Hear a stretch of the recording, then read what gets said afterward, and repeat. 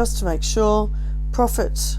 So let's some harder word problems just in case. So this is the rest of 2D. This is actually, I don't know what it is, but it's some harder word problems from 2D. Alright, here we go. A manufacturer produces an item for $400 and sells it for $540. Determine the profit. Okay, so I've written in red there what the profit is. It's the selling price minus the cost price. Okay, so he buys it, that's the cost price, for $400. He sells it, that's the selling price, for $540. So I'm going to do selling price $540 minus the cost price $400. On your calculator, $540 minus $400 is $140. Now here's something new.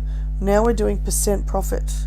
To work out a percent profit, express this profit as a percentage of the cost price, we have to do the profit amount over the cost price and times it by 100.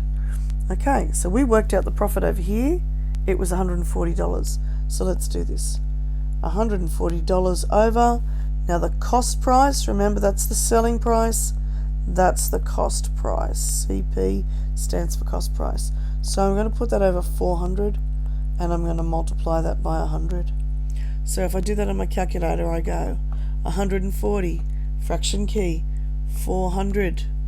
Press the across arrow if you have a Casio, or just press times if you've got the sharp. Times it by 100 and I get 35. Now we are working out the percent profit, so my answer is supposed to be a percent, so it should have a percent key on it. Alright, can you pause the video now and see if you can do question 2 on your own? Okay, how did you go? Let's see what happened. The surfboard maker creates a surfboard for $100, so that's his cost price. That's what he spent on all the materials to make it. But then he sells it for $150, so that's his selling price. Alright, let's have a go. So what was the profit again? It is selling price minus cost price. So I have to go 150 minus 100. Profit equals $50. So over here, express this profit as a percentage of the cost price. So I have to put 50 on top. Sorry, this time it says selling price.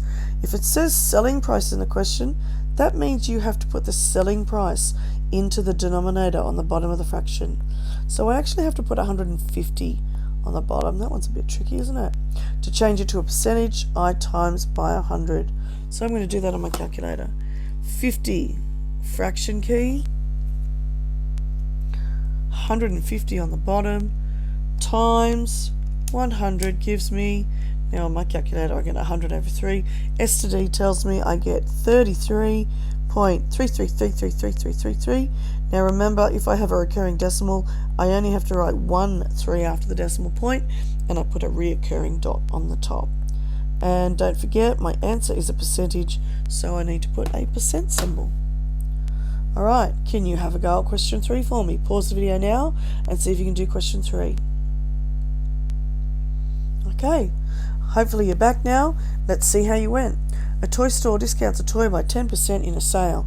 If the sale price was $10.80, what was the original price? Okay, ooh.